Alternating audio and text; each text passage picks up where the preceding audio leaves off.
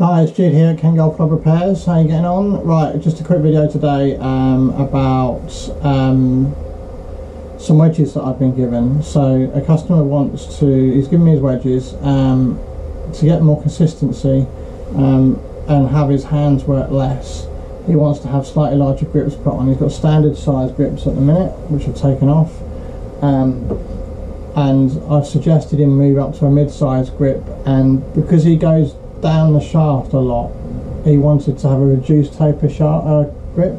So I've suggested a mid-size MCC +4, which is a reduced taper, so if you're going down the handle it's still relatively thick, it doesn't get too thin. Normally that would be fine, literally just swap them off, take them off and swap them back on again, but he sort of said a comment to me. He said he really liked his 54 degree. He's got a 50, 54 and 58. He really likes his 54. It was like his favourite wedge. It just felt really good. So that sort of got me thinking. So I've got them swing weighted, and this one comes at a D5, so it's heavier than the other two. The lob wedge is a 1/4 inch shorter, which is how golf club manufacturers generally make the wedges. If you have a gap wedge, sand iron and lob wedge, they're generally about a 1/4 inch difference. In my own opinion, I don't agree with that. I would recommend everyone has their wedges at the same length.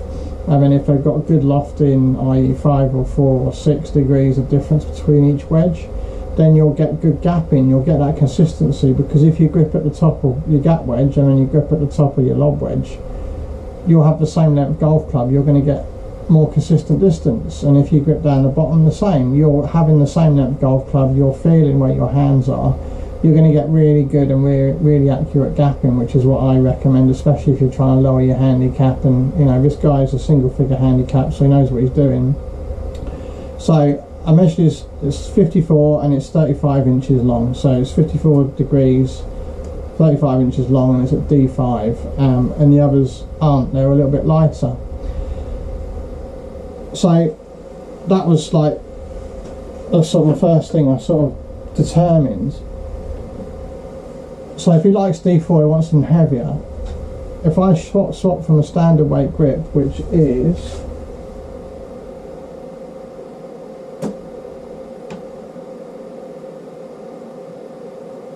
$53 grams, okay, so that's 53 grams, and it was at D5, sorry. And we changed to these oversized, which are going to be heavier because there's more rubber, and they're obviously non-taper, so there's more rubber.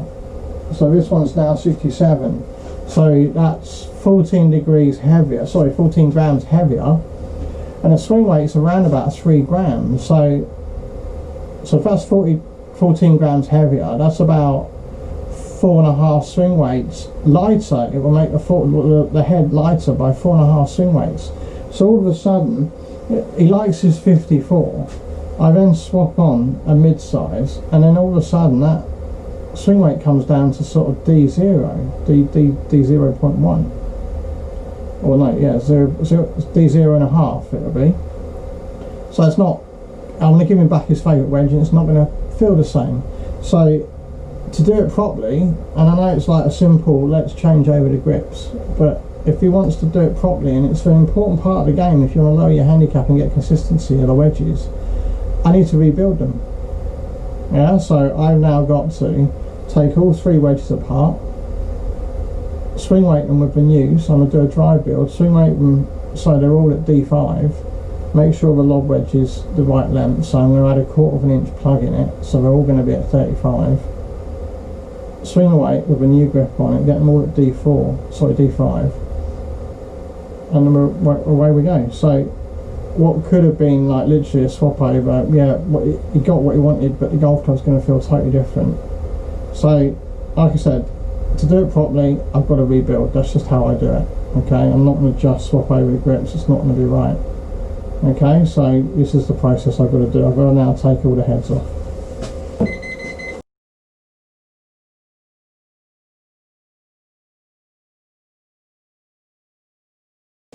There's a quick tip that I forgot to do. So if I'm taking all the shafts out, I want to make sure the right shaft goes back into the correct head. So a little bit of masking tape. and then just write on the degree of what club it's going back into.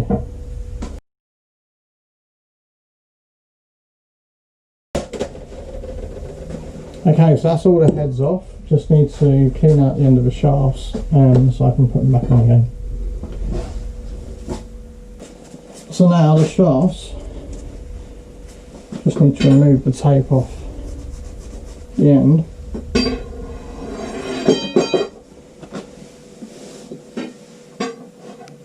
The shafts are back to as they were new.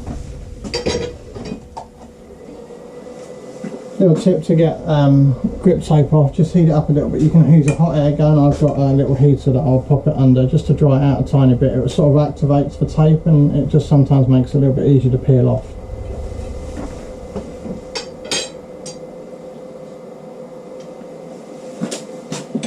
While that's going, I'm going to clean out the hosels.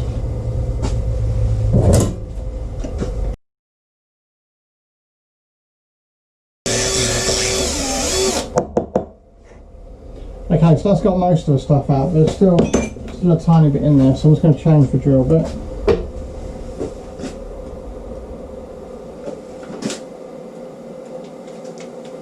This one's a little bit fatter and it just brings all the stuff out.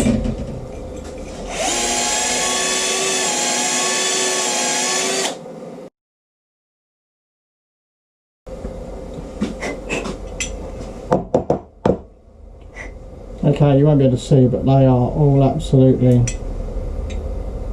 shiny. Yeah, I can see right down the bottom there's nothing left in them at all. So my fellow golf professionals, you guys will know that you wear out your fingerprint in your hands. Your hands get a little bit raw when you're taking lots of grip tape off. You can see I've just heated it and you can see it's coming out a little bit easier now. In the old days you didn't know that, and I'd re-grip a whole set of irons, so by the time you've done sort of 13 golf clubs you had no fingerprints left. Like literally your hands would be hurting. So wish someone had told me that early on. So to any of the trainee golf club professionals, heat up the tape before you take it off. If you haven't been told that, now you've been told. Doesn't make it massively easy, but it does help. You can see this is coming off nicely now.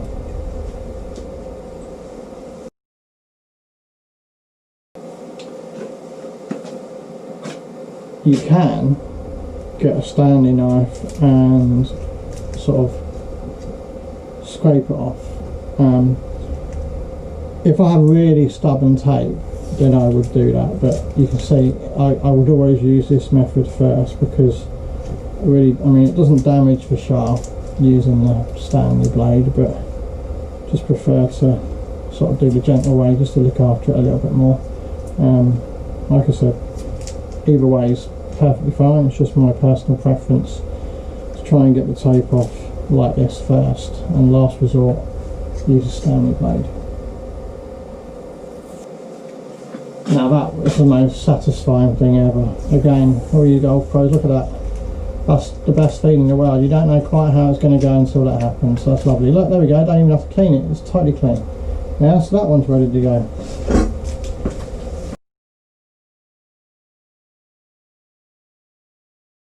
There we go. That one's done as well.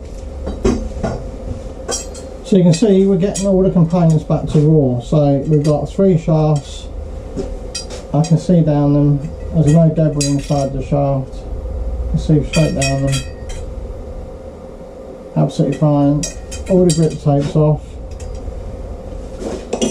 Got 3 club heads, all totally clean, ready to go. I'm just going to weigh them now and do some calculations for the swing weight.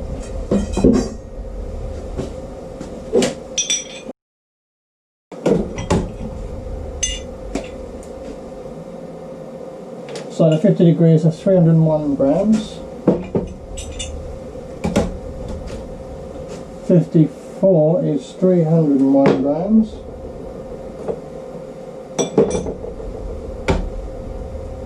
And the 58 is 311. So that tells me already that the 58 degree is going to have slightly less of a tip weight in it, by a few grams, if all the golf clubs are going to be the same length.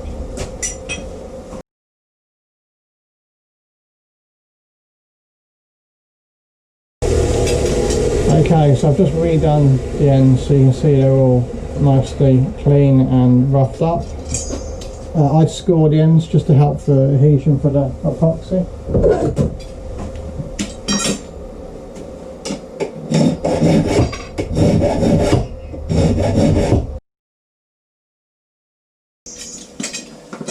That's a bit old school, but I just score the ends. I don't know if you can see that, but there's 3 or 4 little score marks, and what that does, it just helps the glue set in something. It just helps the bond between the shaft and the hosel.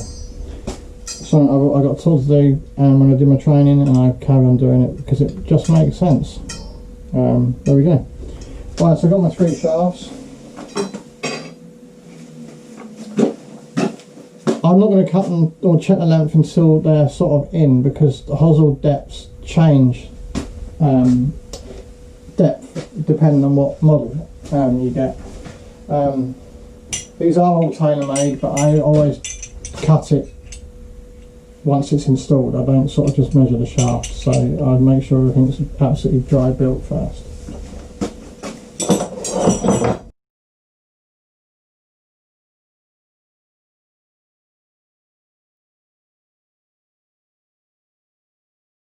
So 50 degree, sort of as far as I can push it, yeah, so a little bit of steam.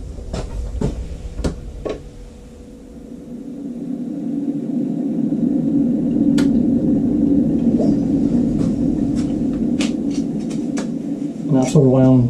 You can see how that hosel is not as long, yeah.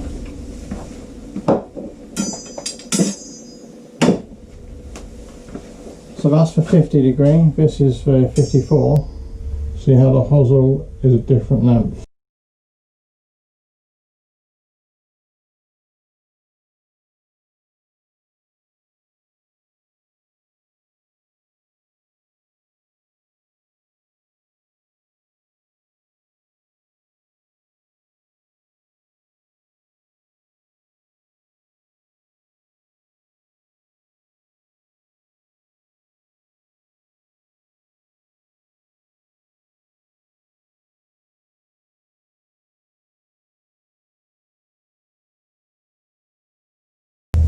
So I just checked the length, and as predicted, the 58 degree is about a quarter of an inch. It's just under a quarter of an inch, probably about 3/8. Not 3/8, no. Anyway, it's about just under a quarter of an inch. Okay, so without the tip weight, this came in at about D1, 1.5. Okay, and obviously it's a little bit shorter because it's the length of the shaft. So I can use a normal. Basically, it's about 4 swing weights. So it's about 6 grams I need to be adding to make that up to D5.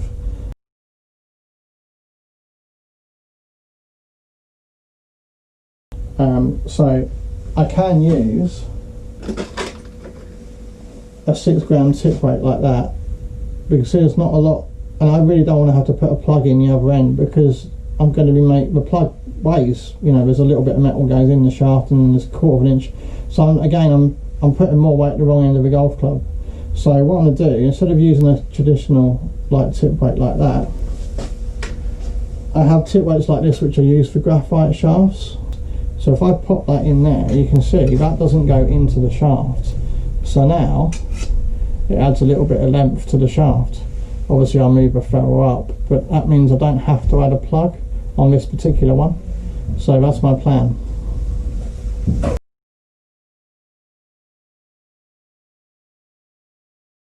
So that's coming out at C9.5, that's for 50 degrees. So we need to make that up to D5, so we need to add, well, probably about 12 grams of weight into that one. So I'm going to get my heaviest tip weight.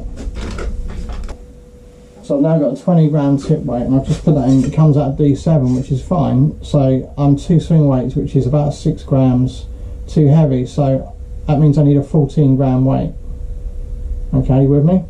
So I've now got to cut this so it becomes 14. So it's just simple maths. I'm going to split it, cut it up, cut a little bit off the end until I get 14 grams.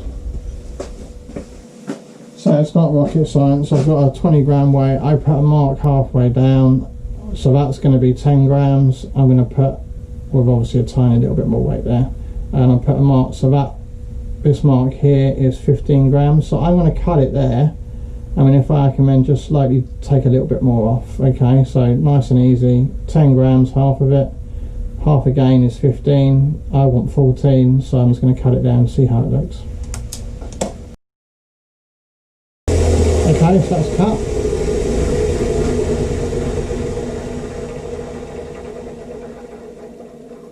$14.46. Look at that. Perfect. Spot on. D5.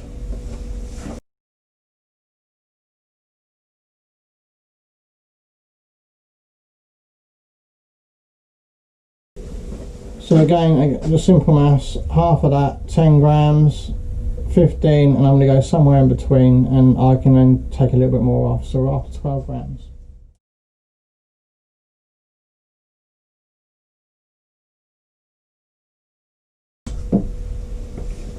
So what I was doing there, just double checking the lengths, and they're all perfect.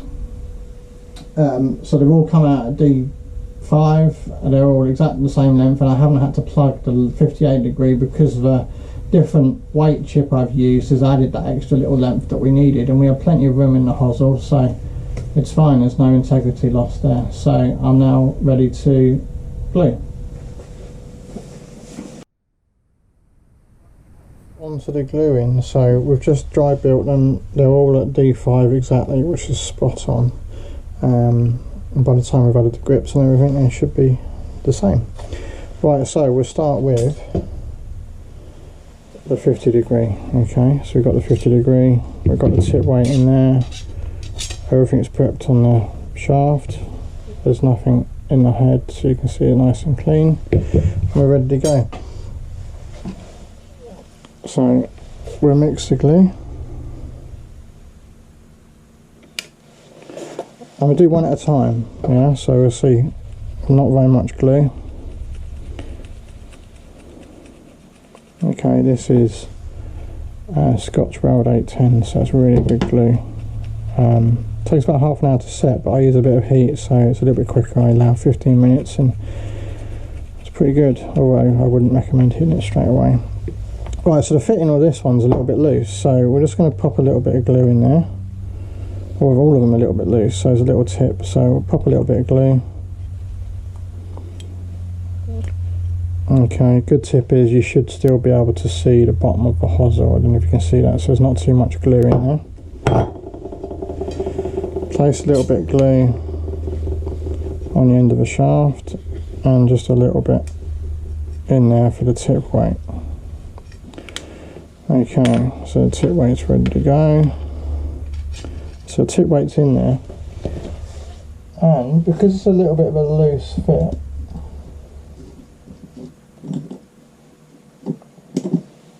the trick of the trade is just put a little bit, use a little bit of fishing wire and just pop it on the end. Okay, and then that allows for fit to be, now I can put it on, and it's, you can hear it's a little bit tighter. Yeah, I can now clean that off, line up the shaft, and we're good to go.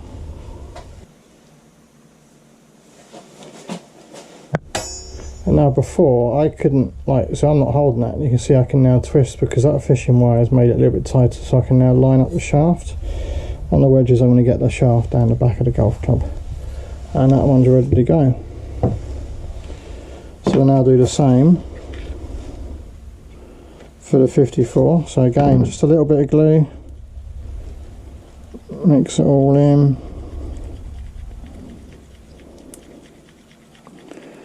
This is PTFE plastic sheet, so the glue I can reuse it. I used to use sort of scorecards and all that, but to reduce my waste, I use this PTFE, so it just scrapes off once it's dry.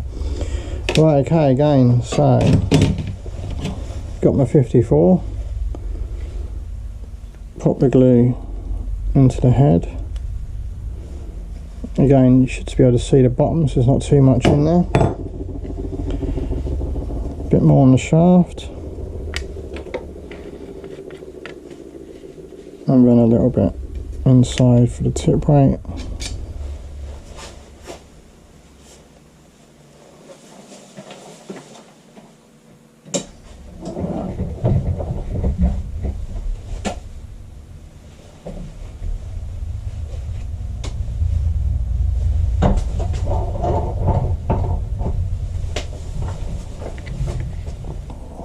So a little bit on the end of a tip weight. Get my fishing wire.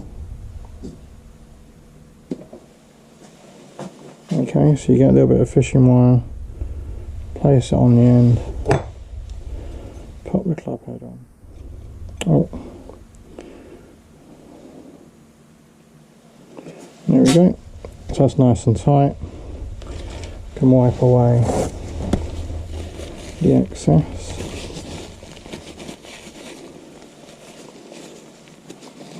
See the ferrule sitting nice and flush. Going to line up the shaft, make sure that's at the back. Give it a tap.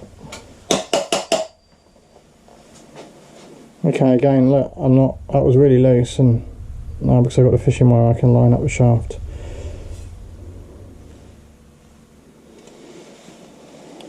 And that one's done.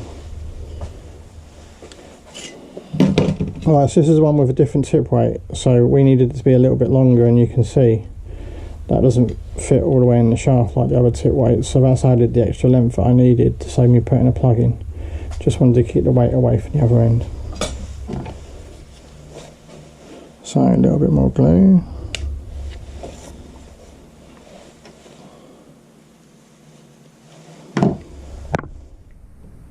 Give it a mix.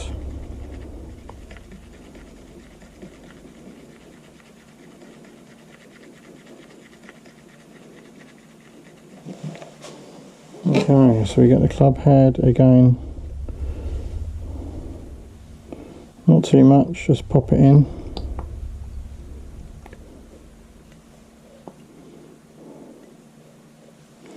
Still see the bottom of the shaft, bottom of the hosel, so there's not too much glue in there. Pop a bit of glue around the end.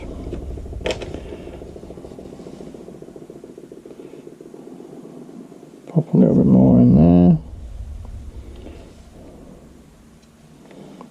Used a tiny bit more weight, a bit more glue in there because I want to get that weight in there like that.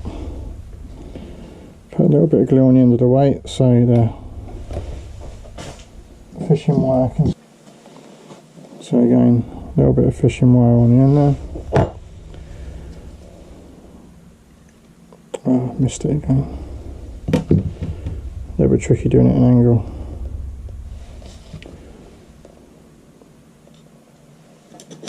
There we go. So it's nicely on there.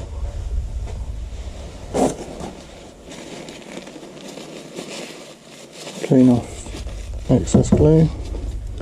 Line up the shaft. And give it a tap.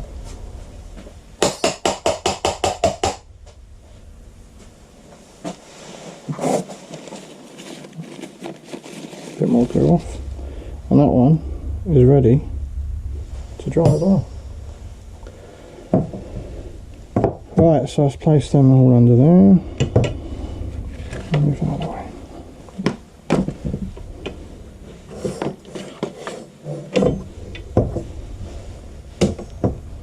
Right, so placed them all there, that's all ready to go. I've just started the timer, we've got 14 minutes and 38 seconds left. Let them dry, and I'll be able to pop the grips on.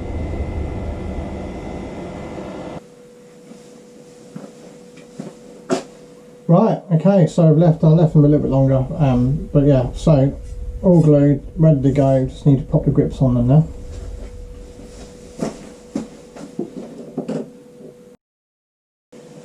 So a little tip when you're putting grips on, mark the shafts at the right length so you don't stretch the grip down.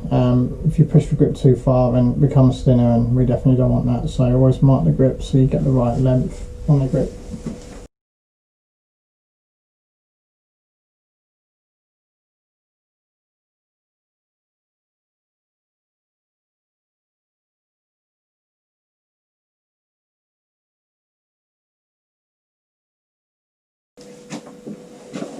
Right, so all those grips, those 3 grips are on. I'm just going to turn down the ferrules now.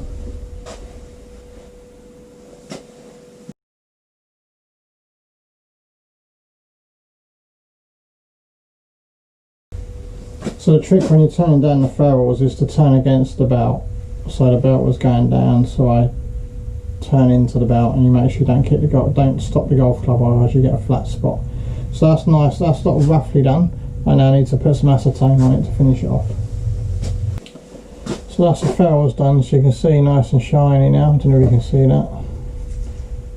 So I'm just going to final checks, check the swing weight, and we should be good to go.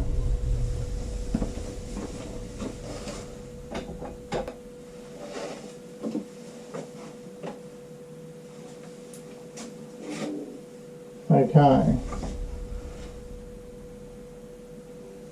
So that's at D5.2. Okay, so it's perfect, so that's D5.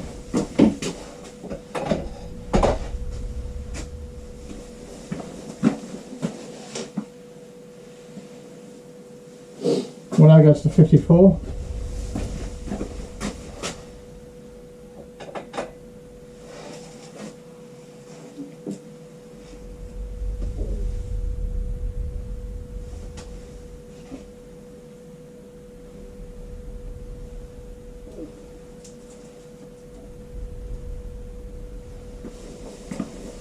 Okay, that's come out at D5.4, but we round down, so that's D5.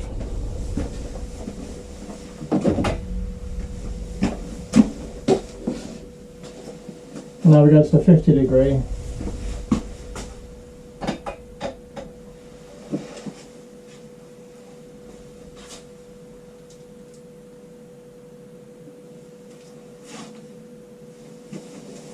And that one is D5.4.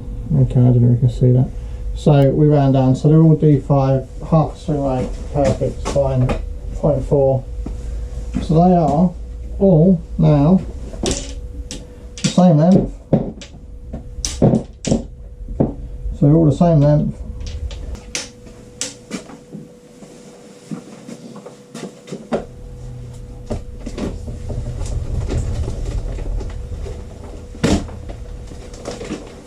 So in these times of COVID, get a bag, seal the end,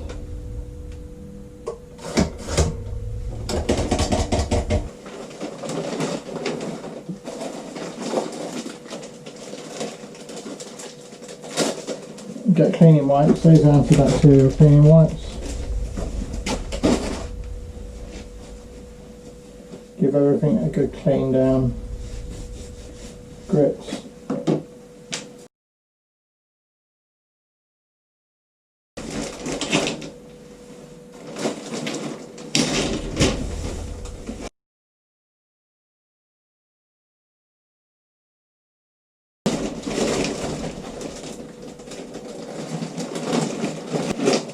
So that's all in there, ready to be sealed up again.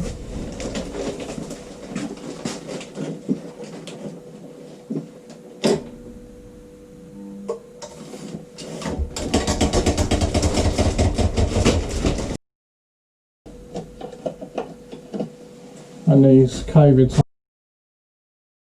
put a sticker on there, it just says cleaned and sealed, which you've just seen it has been, cleaned it. Stick this on the bag just for some reassurance. And now I just need to print out the customer's label to label the bag.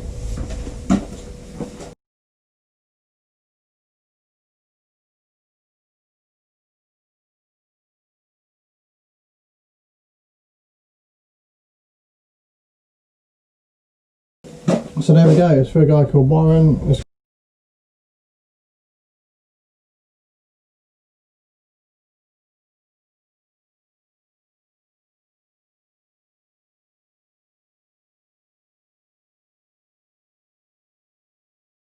We'll pop that on the bag, and there we go, all cleaned and sealed, ready to go, ready for a happy customer. So I hope you enjoyed that video. Remember I said at the beginning I could have just changed over the grips, and we saw, hopefully you've understood the process. I could have done that, but he wouldn't have got back the golf clubs which are perfect for him or better for him. I had a conversation with the customer and I picked up on the fact that he liked his 54 better than the other two, and that leaded me to weigh, measure and just get the specs of each golf club, and I found out that the 54 degree was at D5 and the other two wedges weren't that heavy, so that was another thing. He liked the feel of that.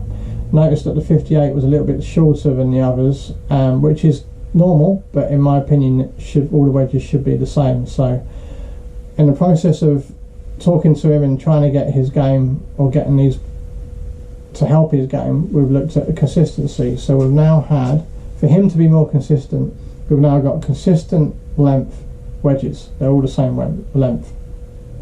They're all at D4, D5. Why do I keep on saying D4? They're all at D5. Okay, so they're all consistent feel. Loft and lies are all good. They're all gapped, and it's got 4 degrees difference between all the wedges, and the line was a spot on.